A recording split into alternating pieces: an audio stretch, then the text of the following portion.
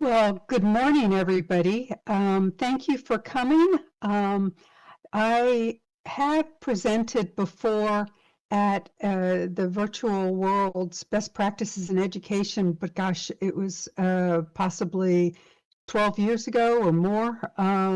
But thank you for coming out. I'm Kay McLennan. I'm a professor of practice at Tulane University, and I've been working in virtual world since 2008. I started in Second Life in 2008 and had a couple islands until 2010 when the educator discount was temporarily rescinded. And I was in Open Simulator exclusively from 2010 to 2020. And then I came back to Second Life in 2020 and was absolutely astonished by how much had changed over the years. And I'm very pleased to be working back in Second Life again. The agenda for today includes, I was just going to give you a little bit of a background on what I used to offer to students in the way of walk around in simulations. And I've also got a link to a YouTube video clip for watching at a later time or date that will give you some additional ideas. Things changed during the pandemic in terms of student feedback on virtual simulations. And so that has led me to completely change my orientation to virtual worlds to now use 3D dioramas. And I've started to add AI-driven avatars as interactive elements for students during my display of the different dioramas. So we're going to talk all about that. There's going to be plenty of time for questions and discussion. I know that I see a lot of educators in the audience, and so I'm hoping to hear from you about your similar examples and experiences. And then I'm going to give you directions to the Educator Emporium satellite office that I've set up on the Tulane SOPA Islands. I've got just a few educator-focused content giveaways that might be fun for the group. All right, well, without further ado, let's get started. And as I click on all the different elements, this is just the link to the YouTube video clip that you can watch at a later date if you're interested, which has the walk around virtual simulations that I used for so many years in Open Simulator. But during the pandemic and after the pandemic, Zoom webinars at my university became de rigueur. And so I asked my students what they thought of the webinars, and even after we went back to campus after the pandemic, after vaccinations and illnesses started to wane, and 100% of the students thought that webinars made an important contribution to online learning. So that was a real sea change when it came to how students viewed online learning, because prior to that, completely online courses were not real time. And that was the key aspect of online learning. So now we were adding real time webinars to our online courses. And our policy at my university now is, even with completely online courses, at least 2 webinars per semester are required, 2 to 4 webinars. And so that's a big change. Well, when this change occurred, I thought, wow, what a way to finally be able to teach students how to use virtual simulations. Prior to the pandemic, and it was consistent year after year after year, about a third of my students, or 1 in 3, would request an avatar that I created for them in OpenSim and would use the walk around in simulations. But I wanted to expand the participation rate, so I started providing tours of the virtual simulations during my webinars. Well, it didn't increase student participation, and as a matter of fact, during the pandemic, student interest in virtual simulations almost became non-existent. And the reasons I was told is that students felt like they were online all the time, and got sick of being online, and they didn't want anything else. But at the same time, while I was touring them around the Tulane SOPA Metaversity, the students seemed to come alive. The class members would ask questions. They would sit up a little bit taller in their chairs, and I could see more engagement. So that's what precipitated me starting to convert flat PowerPoint slides into 3D dioramas. And what I have done is, for each of the classes, the 4 classes I teach, I've created 3 sample dioramas. And during my webinar sessions, I start off using these different slides, then I shift to I screen share the virtual simulation, repeat my talk, the same talk that I used for the similar slide, and then students have provided me with feedback on all of this. You just saw a business ethics example. Here is a health economics diorama. You can see the health externalities slide, and then the transformed 3D illustration.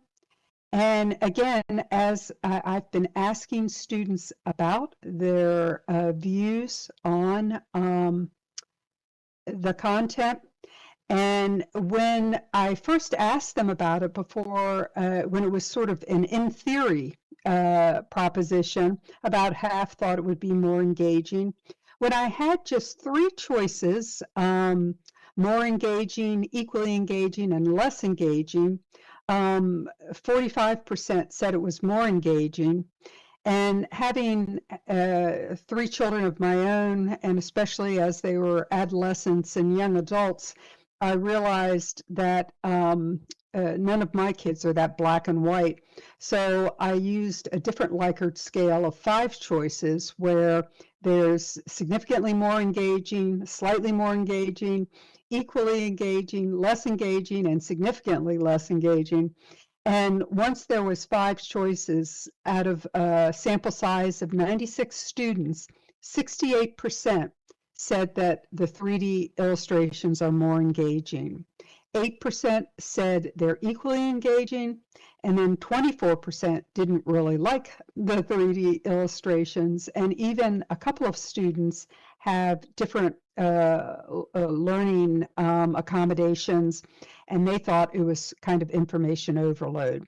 In terms of accessibility and not and addressing those students that feel like it's information overload, I always run my Mentimeter slides simultaneously. So they do not have to partake in the dioramas, but the students out of the 68% who like it and feel like it's more engaging, I've gotten some really tremendous feedback, like it's a breath of fresh air and significantly more engaging. And again, I find the students kind of wake up, in an hour-long presentation once the slides are on the screen. There actually, however, is a lot to be said about what makes a good diorama. My health economics dioramas worked out to be rated the highest out of all of the courses that I teach. And I think it's because they're object-based. There was a lot of content I found here in Second Life via the Second Life marketplace in terms of medical equipment, mannequin avatars that are dressed in surgical scrubs, and doctors, nurses, support staff, and just in general, there was a lot of content available.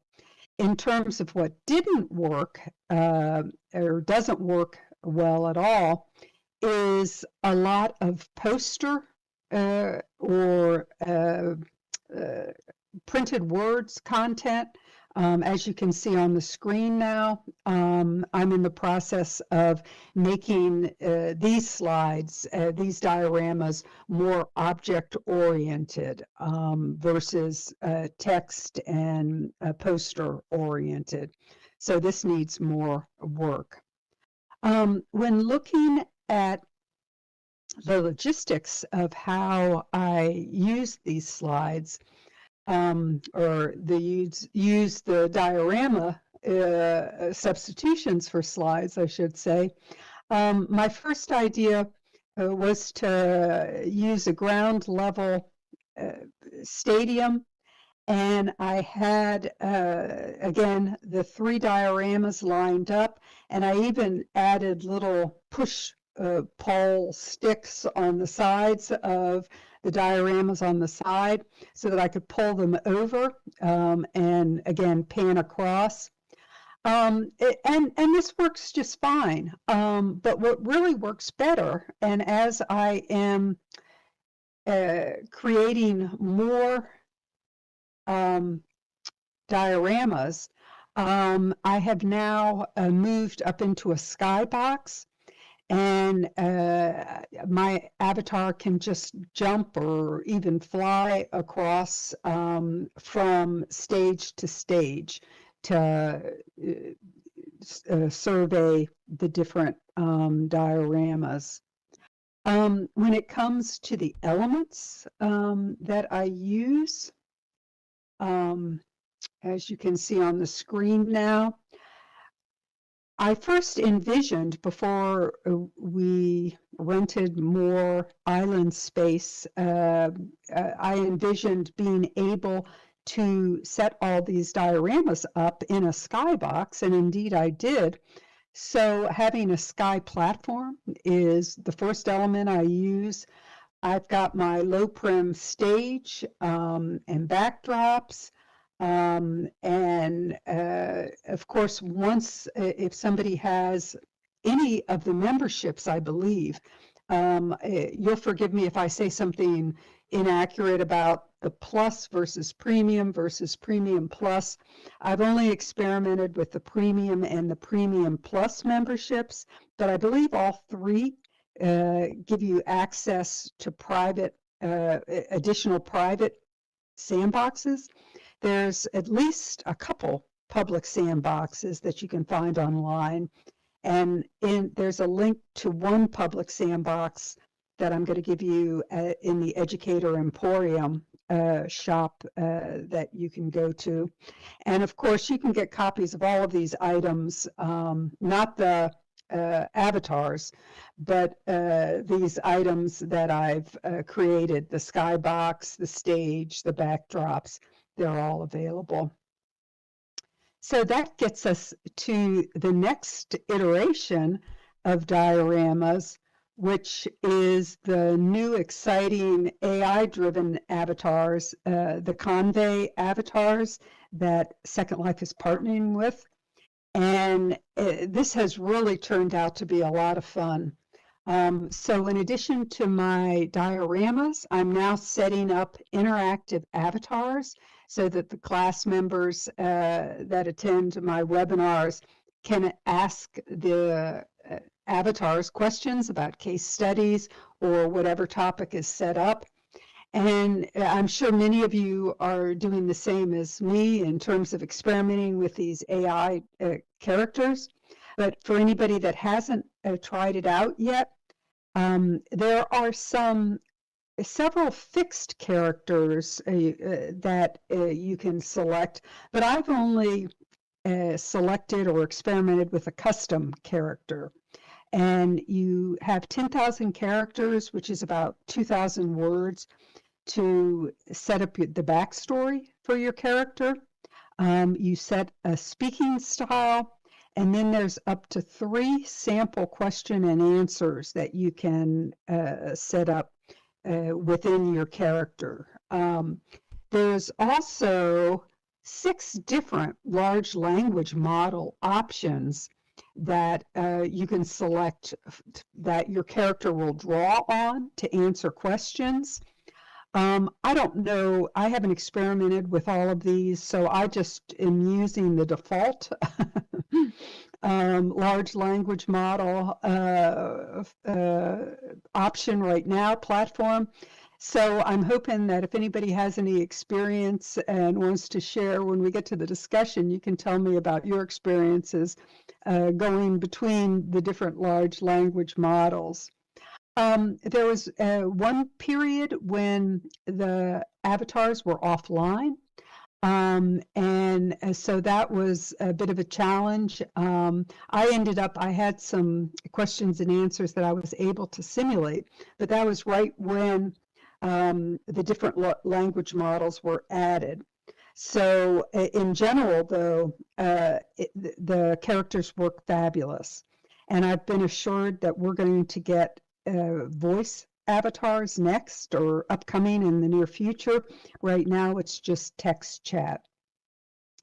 So let's look at what I have experimented with.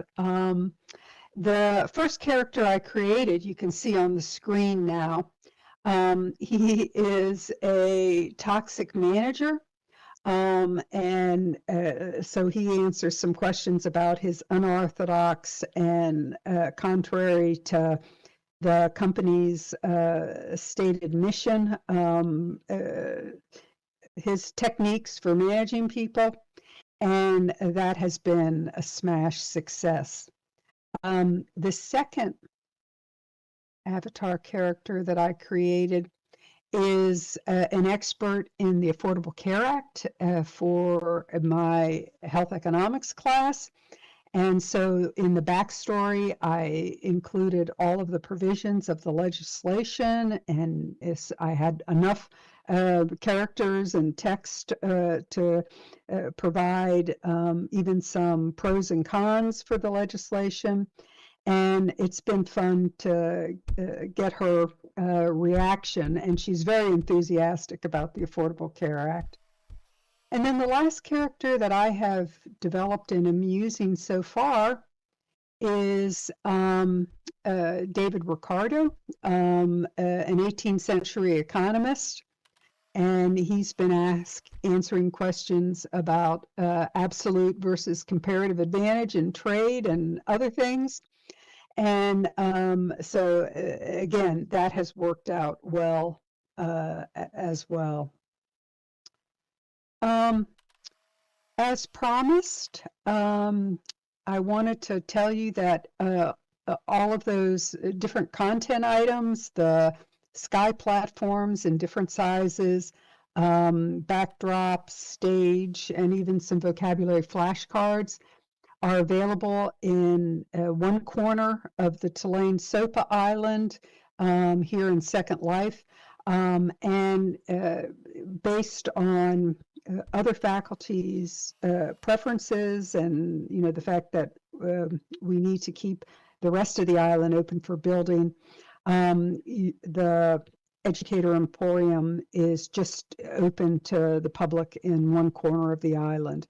But obviously you would be welcome to take your camera and tour around a little bit if you wanted to see what's there. The island that it's on is just our Summer in the SOPA Metaversity area for new faculty and students to use. There's also some script recipes. I understand that Second Life is redoing the scripting language. I'm not sure if that's going to impact some of my favorite script recipes, but the script recipes at least work right now if you're in need. And then I took the liberty of including some vintage content, open source content from back in the day before I left Second Life the first time. So you're welcome to grab copies of the content.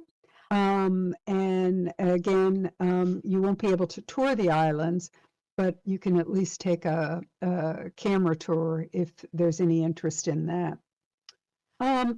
I guess I've talked a little bit too fast here. I'm up to the point of open discussion period. Any comments or questions? I so appreciate this is such a lovely group that has shown up. Beth is giving us a heads up. Thank you for this. From what I understand, the new scripting language is a supplement to SLL, not a replacement. That's what I figured, but nobody had told me. There's a few things. I spend so much time with my nose in the development of these different sets. It's hard to keep up. Thank you, Beth. That's perfect. Good to know. What are your experiences? Has anybody else experimented with the AI characters? And do you have, I have a very positive impression of how it's working so far. Sheila asks, let's see, let me go in order. Digger says, can you describe the setup in more detail? Students don't actually come into Second Life. And Digger, that is correct. I'm having a hard time getting students to take the time to create an avatar, or even if I create avatars for them, it's still too time consuming for them to come into the platform. So I teach completely online courses. I've got 2 to 4 Zoom webinars each semester. So what I do is set up I've got a large 34-inch screen, I guess it is, and I set up my Second Life viewer on one half and my slides on the other, and then I use the full screen, half screen toggle button to change views. And I just show, I just pan across my 3D dioramas when I get to the point of talking about that content. And then Sheila says, can you say a little bit more about how I use the AI characters? All of this requires me to, of course, set up my computer screen in advance. And then when I'm toggled into Second Life through a screen share, the AI character that's relevant to that scene is already there waiting for my questions. Students can't type in. Right now, the AI characters are just text conversation. And that students can ask questions, but I'm going to have to be the one to type in the questions. And Jazz says, so your students are logged in? No, they're not logged in. But They could be logged in. I mean, they could come in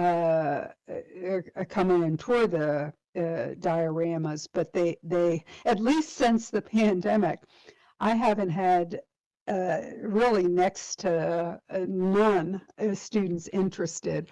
I've got different class-related buildings set up with content on the ground level of one of our School of Professional Advancement islands, but nobody ever takes advantage of it. So Jazz says, do you see phone apps facilitating SL access for students in the future? I do. I mean, I have tried the new mobile app on my iPad, and I was absolutely stunned by the resolution of the scenes, but I'm not following it enough to even know how to move my avatar around in it. So I guess it's going to depend upon how easy it is to move an avatar when one knows what they're doing, unlike me, in using the phone apps. There's really nothing that can beat the level of immersion for being in your avatar in the virtual space. But it hasn't caught on. It's time consuming for students. It's consuming for faculty. My star students so far, when it comes to faculty learning how to use the platform, have been able to set up some furniture on a furniture building platform, but it's like 3 meters off the ground. It just is really time consuming. So we'll see. Jazz, what do you think about the phone apps? I'll let Jazz type if she's still here. And Sheila says, it's a great idea. I just upgraded to Premium Plus and I'd forgotten about. Oh, I'm sorry. Beth is, thank you, Beth. Let me type.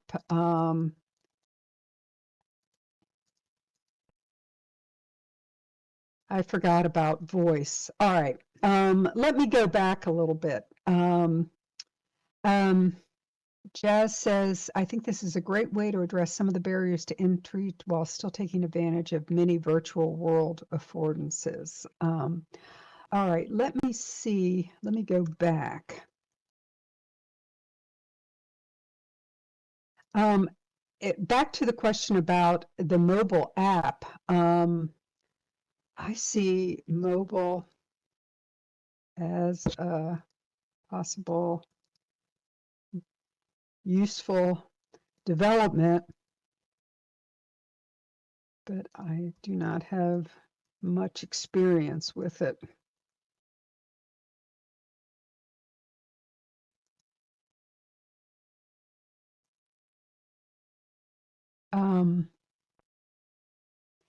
And then there was another topic thread about students. Let me go back here a little bit. And the idea about the idea about the premium memberships, I promise I'm not getting any kind of a kickback though, is that it gives you the private or the expanded array of sandboxes, not to mention your own property. Speaking of premium property, has anybody ever, has Second Life ever thought or offered up educator spaces? It seems to me that would be another category of use where we could have islands with just educators. But let me go back and see what I've missed here.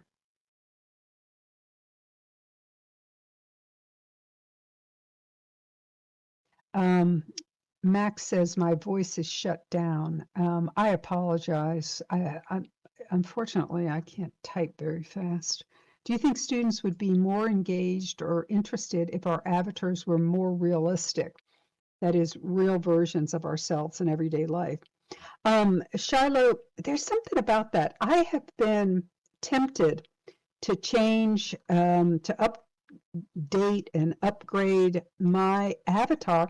But one thing I've noticed is that all of the new avatars, when I go to an event, um, and there's a lot of different characters rezzing, their clothes don't res very fast, and so there's a lot of unclothed avatars walking around.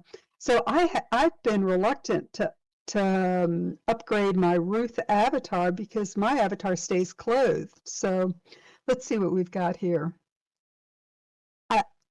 I'm not sure about. Beth says you need to wear BOM system clothes under your mesh clothes. Okay, yeah, and Shiloh, mini naked bodies. I agree.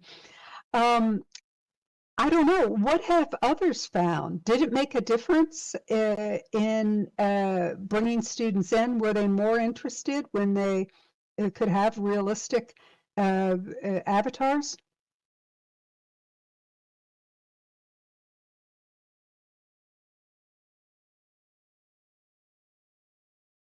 Is using the phone app for the first time today, and it's easier than traditional faces, but it might distract students.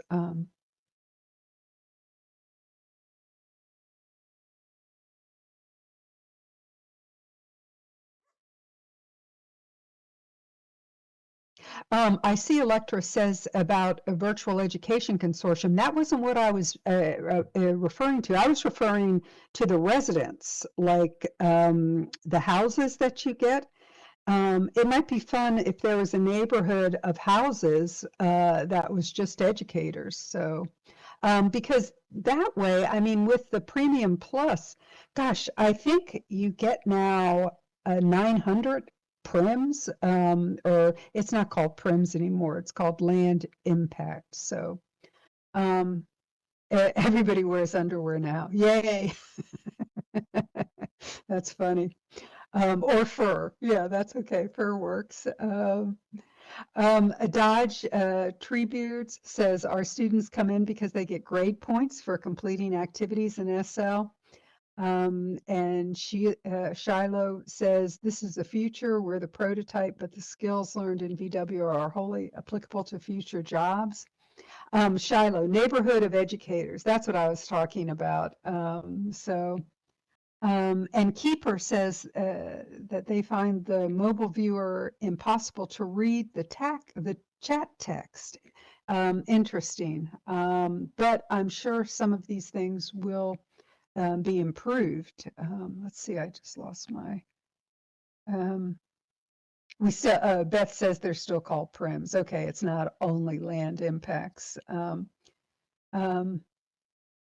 And Sheila likes the idea of educator land instead of a lender home. Well, I still feel like it would be fun to have your own space, but the homes have an awful lot of rooms. It would be nice to just have, kind of like one classroom apiece. Let's see. Shiloh, it depends upon the person, and some really aren't that interested. Also, I don't think it's necessary about realism. Yes, it seems as though in the past, students haven't complained about the fidelity of their avatars. In OpenSim, I had an array of open source avatars that were much less realistic than just the standard issue now. The Second Life viewer that has the array of different mesh avatars built in, I think that's a nice feature for students to be able to customize their avatars.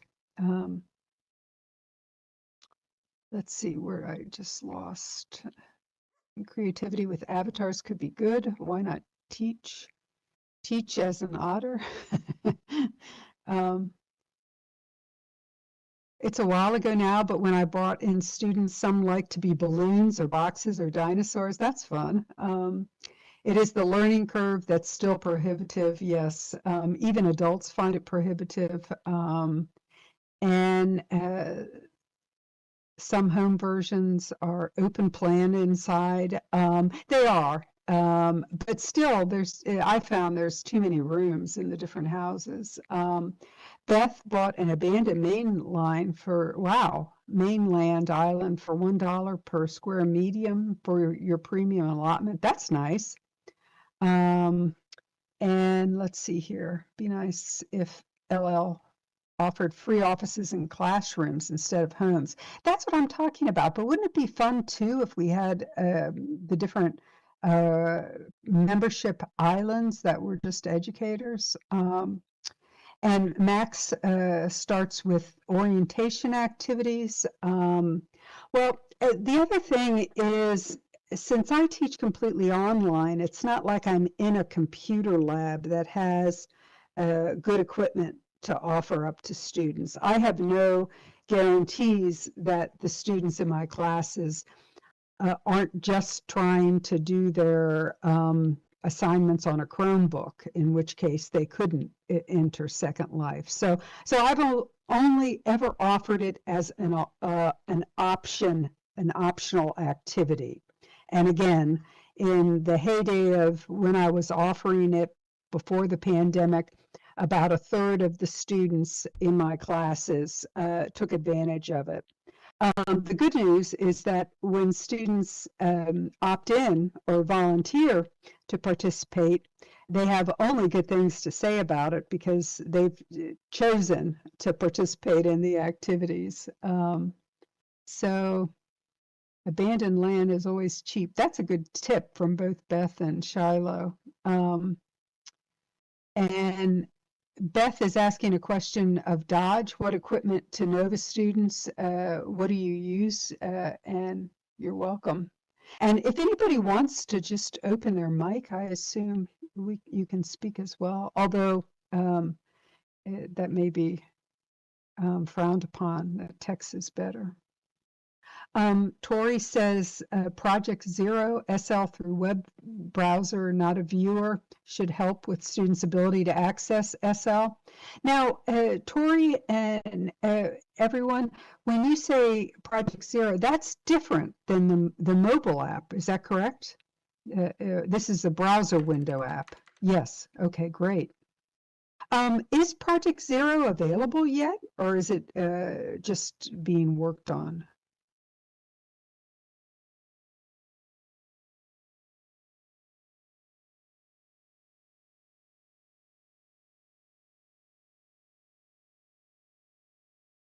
Limited access.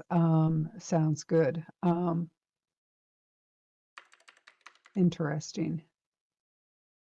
It's available, though there is a 1 hour limit. Interesting. Well, 1 hour, if I could get 1 hour out of a class full of students, that would be, that's an awful lot. So you need to log out and log in again.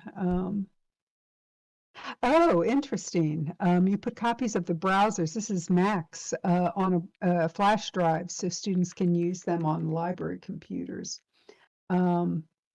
Interesting.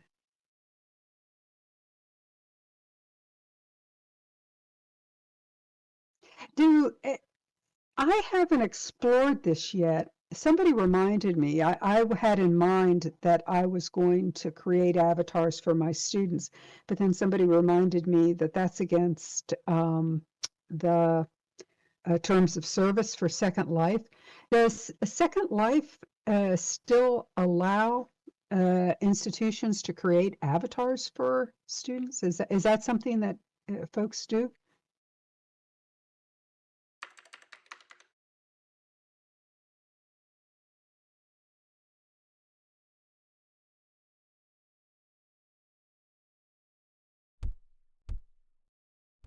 Yes, they don't want you to share access to avatars. So yeah, I figured. So now I make them create their own avatars, and it takes a while for someone to get through orientation and then get to our islands. Ah, okay. It depends upon how you set up your agreement. Okay, good. If we end up with some faculty that want to pre-create avatars, I'll do it when we renew our island. Oh, interesting. Thank you, Sheila. Let me grab this link.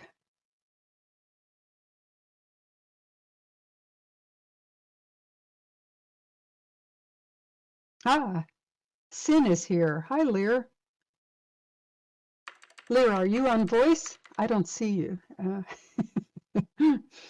I'm on voice. I just wasn't interfering. Hi. Oh, I hear you, except you must be far away from me. I I don't am. know if I'm I've in the got back of the my room. voice set up.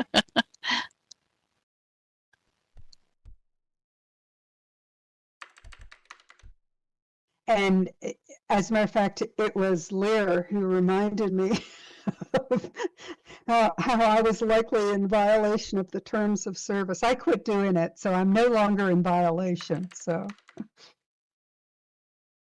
sounds good.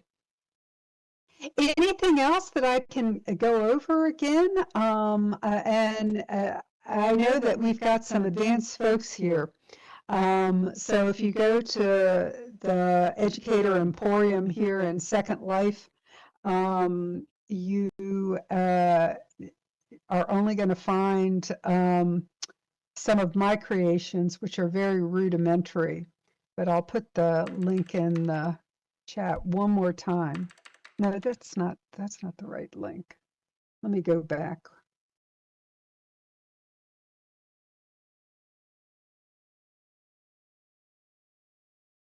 There we go.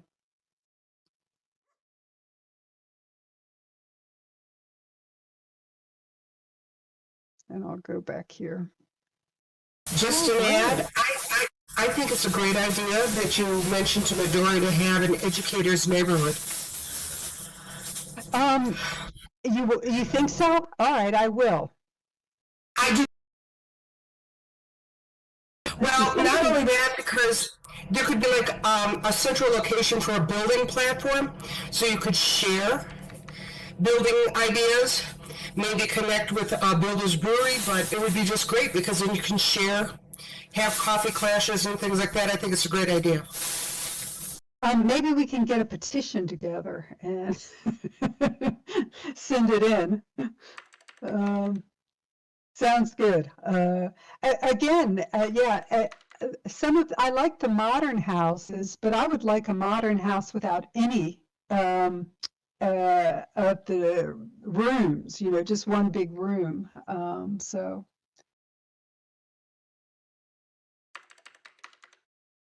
Agreed. I like an open concept. Let me design my space my own way. So I tend to get houses that are very open concept. My friend does too. Because then we can build from that and make it whatever we want. But, why does a classroom have to be square? Think about it. Oh. You have all this teaching areas that we're talking about with the best practices in education, and it's all open concept. Why can't you have that more in an education neighborhood? Indeed. Yeah. Let's see, I apologize. I've lost, Keeper says that VWEC is already that platform, but there's no individual spaces. The idea is that if we're purchasing premium memberships, we get, some property with that.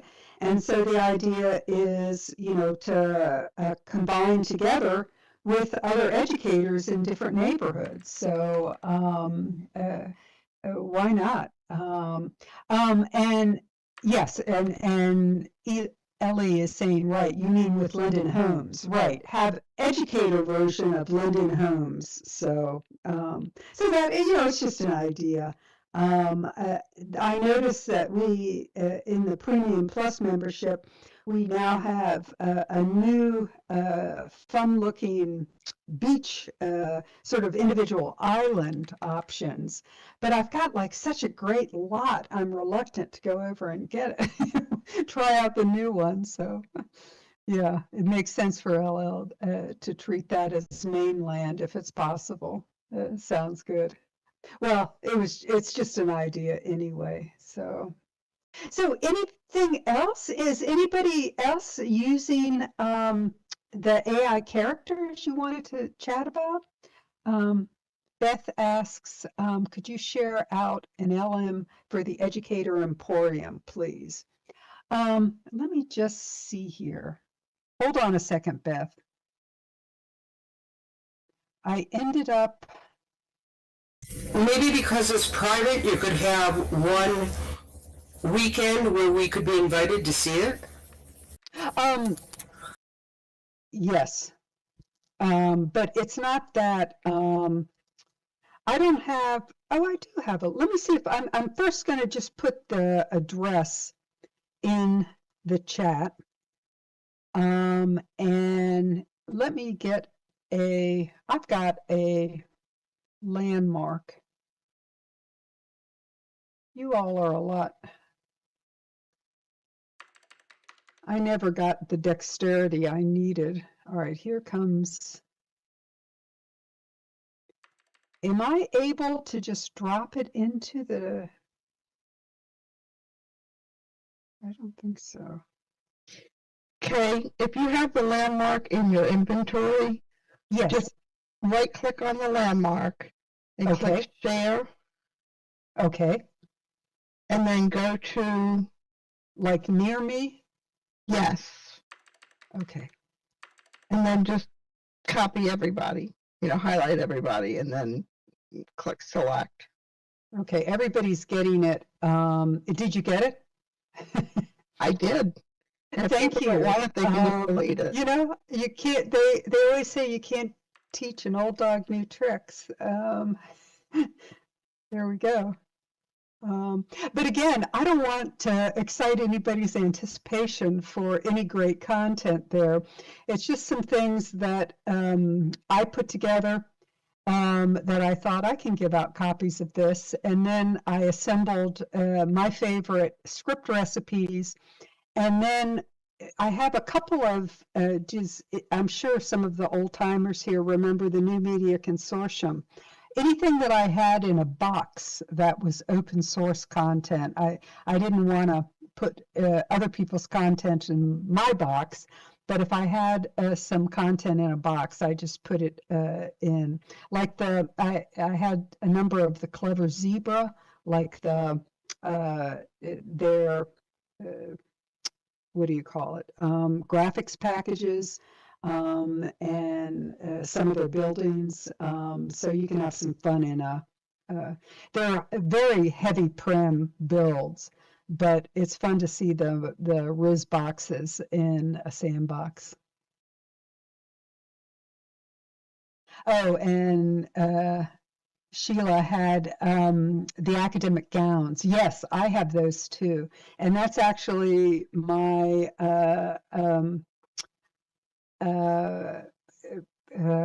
picture. My avatar's picture is with one of my alligators. So, I'm sorry I lost the thread here, and I guess we're running out of time. Anything else? Any other questions? Thank you all for coming, and I look forward to the rest of the conference. And Beth, thank you for the exhibit link. Terrific.